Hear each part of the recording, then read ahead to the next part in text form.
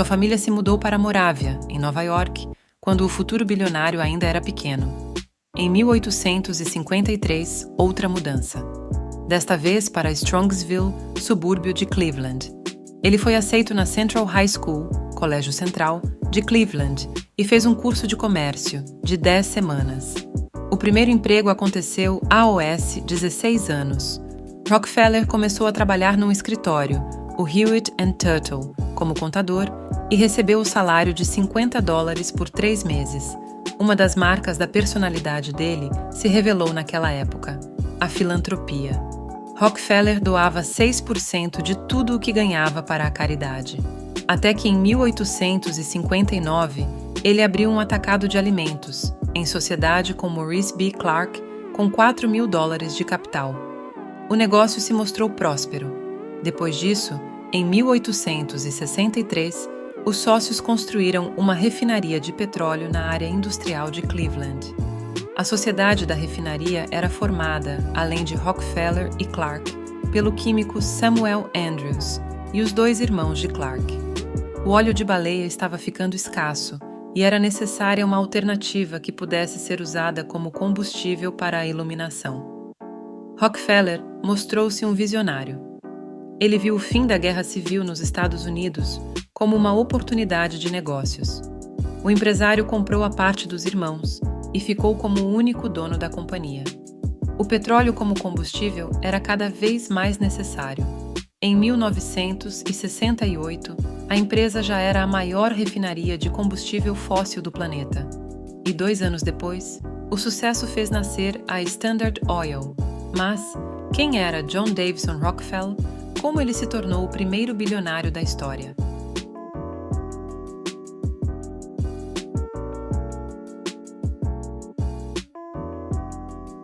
Rockefeller, segundo de 6 filhos de William Avery Rockefeller e Eliza Davison, nasceu em Richford, Nova York. Seu pai foi madeireiro e depois vendedor de produtos botânicos. Conhecido como homem misterioso, mas amante da diversão, era chamado de Grande Bill ou Bill Diabólico. Inimigo jurado da moralidade convencional, optou por uma vida de viagens e retornava com pouca frequência para sua família. Ao longo de sua vida, William ganhou uma reputação de manobras escusas em vez de trabalho produtivo.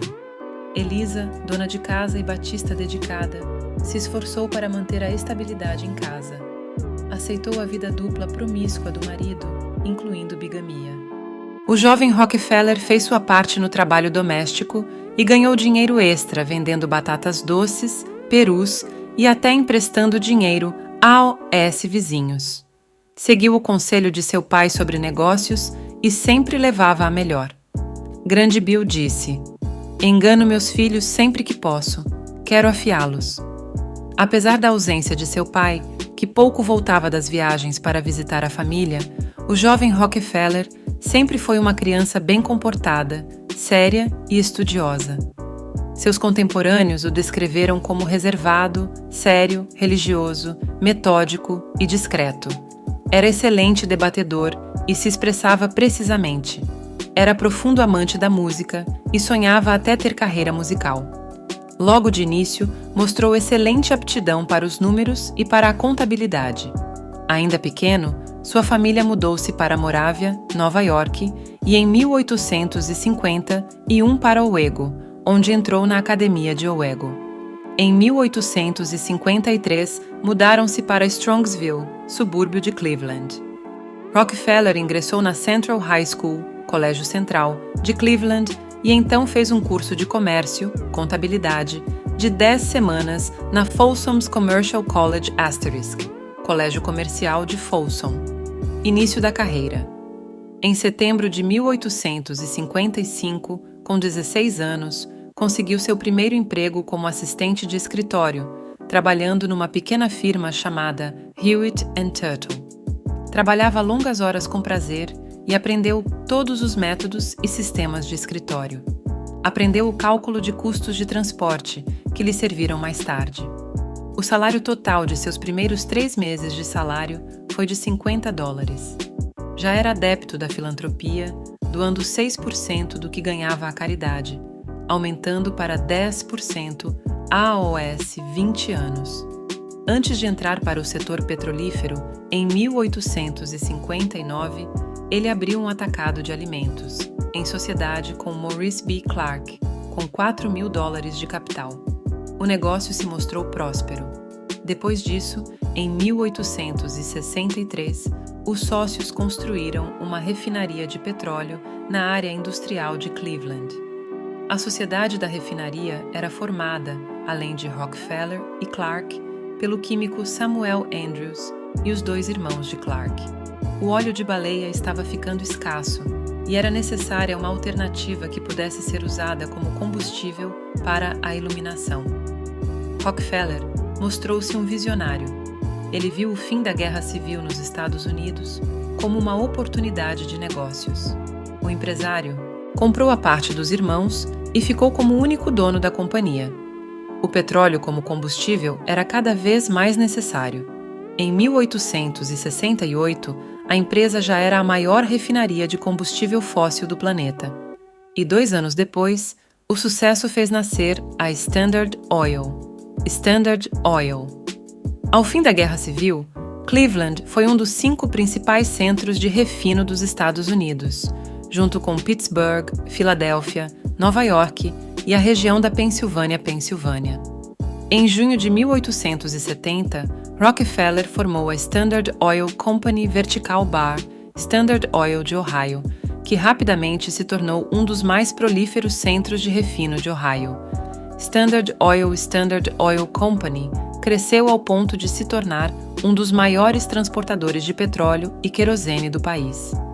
As ferrovias estavam lutando ferozmente para o tráfego, e em uma tentativa de criar um cartel para controlar as taxas de frete, formou-se a Companhia de Melhoramento do Sul, junto da Standard e de outros homens do petróleo e dos centros do petróleo.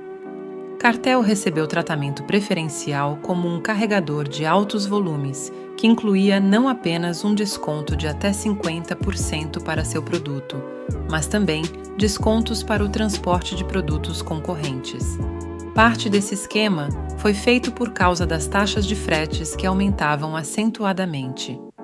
Esse novo negócio desencadeou um grande número de protestos dos proprietários independentes de petróleo, incluindo boicotes e vandalismo, o que eventualmente levou à descoberta da Standard Oil no negócio. A maior refinaria de Nova York, a Charles Pratt & Company, dirigida por Charles Pratt e Henry Huddleston Rogers, comandou o plano de oposição e as ferrovias logo recuaram.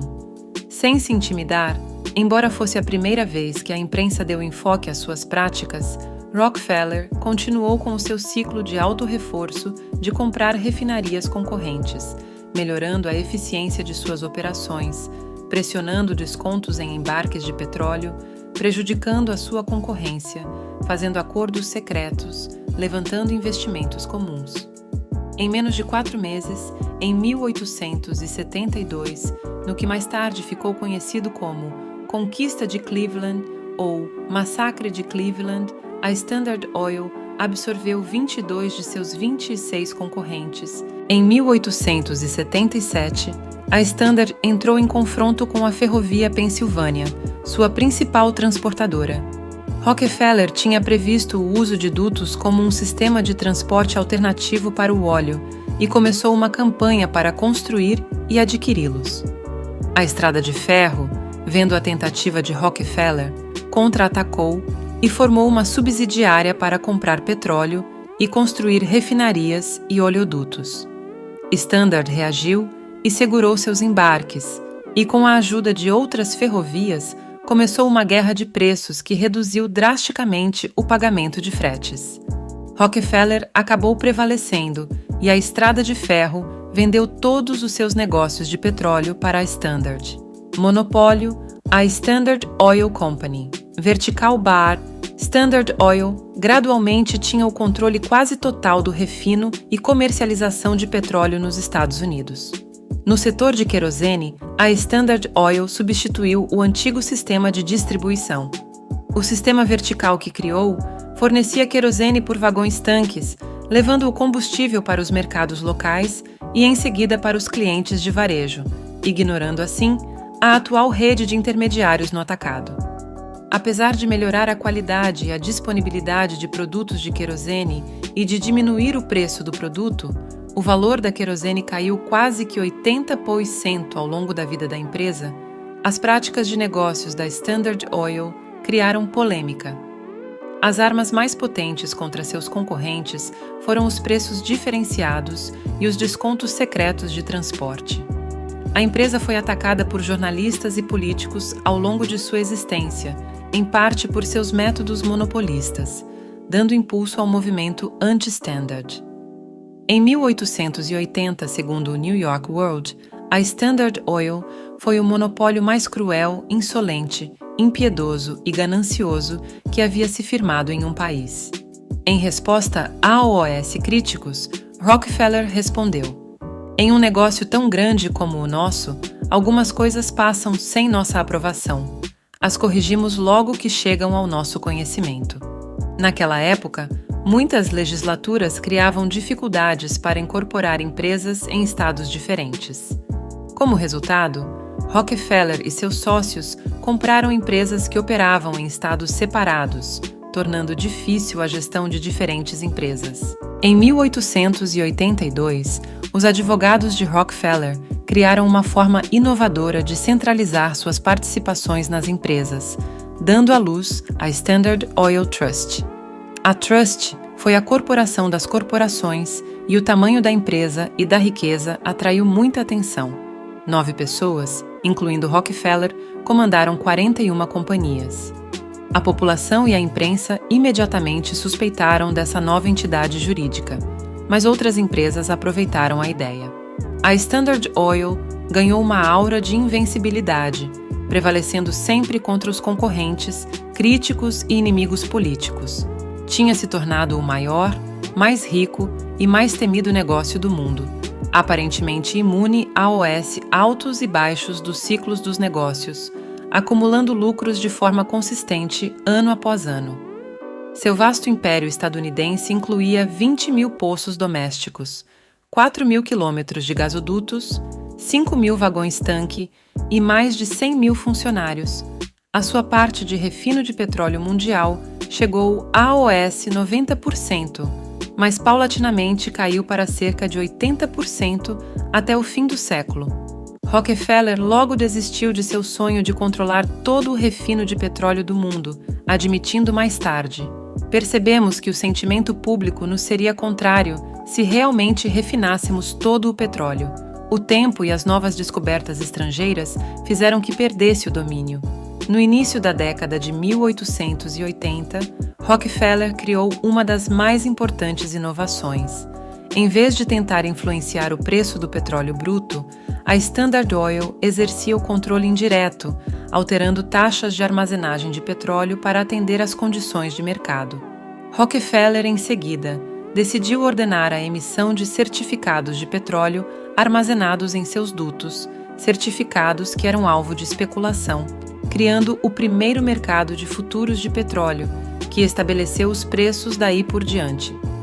A Bolsa Nacional de Petróleo abriu em Manhattan no fim de 1882 para facilitar a negociação de futuros de petróleo.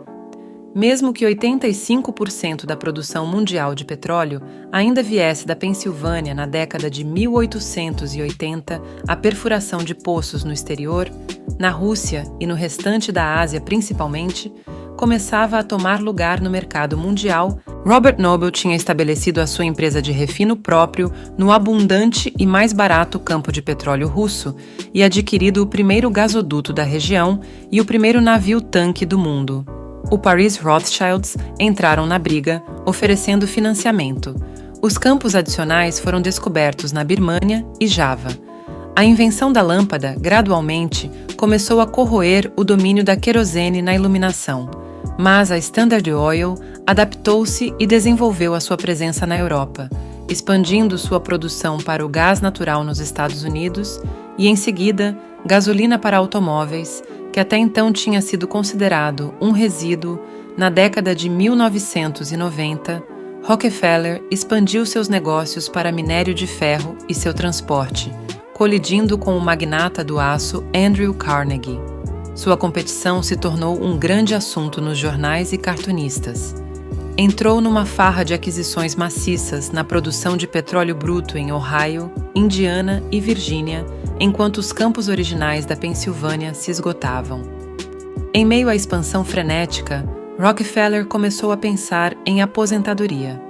A gestão diária da empresa foi entregue a John Dustin Archbold e Rockefeller comprou um imóvel novo, Pocantico Hills, ao norte de Nova York, tendo mais tempo para atividades de lazer, incluindo esportes como ciclismo e golfe.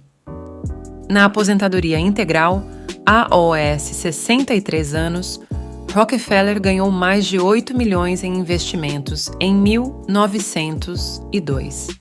Um dos mais eficazes ataques a Rockefeller e a sua empresa aconteceu com a publicação de Tarbell, Ida, The History of the Standard Oil Company, em inglês.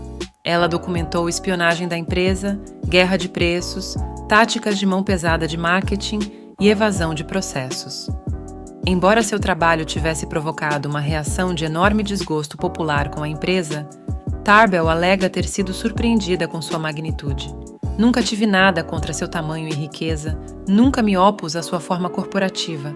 Queria que eles crescessem e ficassem ricos, mas de forma legal. O pai de Tarbell fora alijado do setor de petróleo durante o caso da South Improvement Company.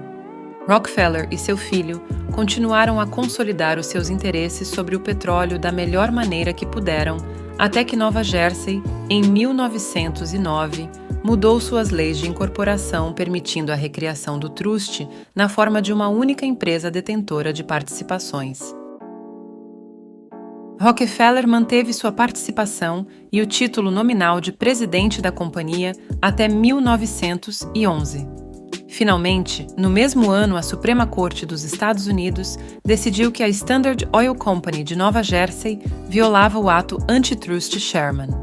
Até então, a empresa ainda tinha participação de 70% no mercado de petróleo e refinados, mas apenas 14% no abastecimento de petróleo bruto dos Estados Unidos. O tribunal decidiu que a companhia se originou em práticas de monopólio ilegal e ordenou que fosse dividido em 34 novas empresas. Estas incluíam a Continental Oil, que se tornou Conoco, atual ConocoPhillips, Standard de Indiana, atual parte da BP, Standard da Califórnia Chevron, Standard de Nova Jersey, atual parte da ExxonMobil, Standard de Nova York, ExxonMobil e Standard de Ohio. Rockefeller, que raramente vendia ações, vendeu 25% das ações da Standard no momento da separação. Todos os acionistas receberam ações proporcionais em cada uma das novas 34 empresas. No rescaldo, o controle Rockefeller sobre a indústria do petróleo foi um pouco reduzido, mas ao longo dos 10 anos seguintes, a separação também se lhe mostrou imensamente lucrativa. O valor das empresas combinadas cresceu 5 vezes, e a riqueza pessoal de Rockefeller subiu para 900 milhões de dólares.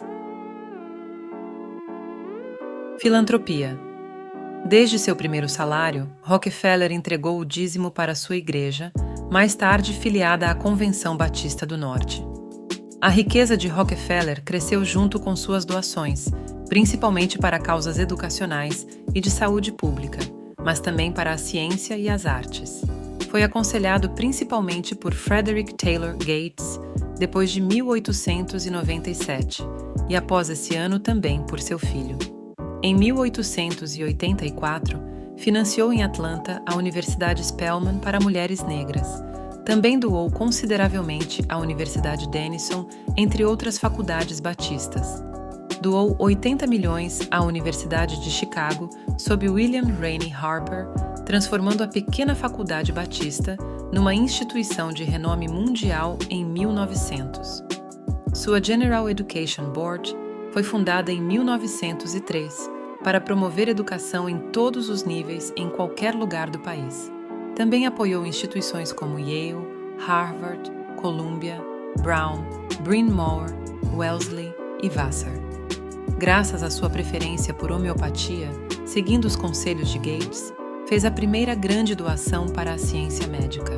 Em 1901, fundou o Instituto de Pesquisa Medicinal Rockefeller em Nova York. O nome mudou em 1965 para a Universidade Rockefeller, após expandir sua missão e incluir uma graduação. Isso levou a 23 prêmios Nobel. Fundou a Comissão Sanitária Rockefeller em 1909, erradicando a ancilostomíase, que atingia áreas rurais da América do Sul. Criou a Fundação Rockefeller em 1913 para expandir o trabalho da Comissão Sanitária, fechada em 1915. Doou-lhe aproximadamente 250 milhões de dólares, com foco na saúde pública, treinamento médico e artes. Também construiu a Faculdade Médica da União Pequim, na China, que ajudou na Primeira Guerra Mundial. Qual o valor da fortuna de Rockefeller? O valor da fortuna de Rockefeller era de 418 bilhões de dólares. Atualmente, o patrimônio deve ultrapassar os 420 bilhões. Vida pessoal. Em setembro de 1864, Rockefeller se casou com Laura Celestia Seth Spellman Rockefeller, que havia conhecido no colégio. O casal teve 4 filhas, Elizabeth, Alice, que morreu ainda criança, Alta e Edith, e um filho, John D. Rockefeller Jr. Laura e John viveram juntos por mais de 60 anos. Quem são os sucessores de Rockefeller? A família Rockefeller é extensa e inclui muitos membros. Alguns dos principais são Justin Rockefeller, Daniel Growald, Peter Gill Case e Valerie Rockefeller. Alguns deles desejam pressionar instituições financeiras para encerrar financiamentos a projetos com combustíveis fósseis, priorizando a adoção de soluções mais sustentáveis. Morte. O bilionário morreu aos 98 anos em sua casa, na Flórida, por causa de uma arteriosclerose. Ele está enterrado em Cleveland, local em que a Standard Oil mais ganhou financeiramente. Quando ele faleceu, em 1937, a fortuna chegava a 1,4 bilhões de dólares. O montante representava 1,8% do PIB norte-americano. John Rockefeller foi o primeiro bilionário da história moderna e mostrou como saber fazer o dinheiro trabalhar para si pode trazer benefícios. O legado dos Rockefeller mistura poder financeiro, filantropia, influência política e econômica, além de estratégias agressivas para controlar a indústria do petróleo. John Rockefeller é um dos exemplos de pessoas com origem humilde, mas que com o tempo conquistou um elevado patrimônio. Ele é considerado o primeiro bilionário da história moderna, contribuindo para que seus familiares construíssem uma fortuna nos séculos XIX e XX. Assim, até hoje os herdeiros de John Rockefeller exercem influência na política e economia norte-americana, onde o magnata nasceu e fez riqueza. Curiosamente, ele almejava construir um patrimônio relativamente pequeno, mas acabou conquistando muito mais. Se este mergulho na história fascinante de John D. Rockefeller despertar seu interesse, não se esqueça de deixar seu like, inscrever-se no canal para mais conteúdos históricos intrigantes e compartilhar com amigos e familiares que também apreciam a sabedoria do passado. Juntos, vamos explorar e celebrar as figuras que moldaram o nosso mundo. Agradeço a todos pelo apoio constante e pela paixão por aprender e compartilhar conhecimento. Tchau, tchau, até o nosso próximo vídeo.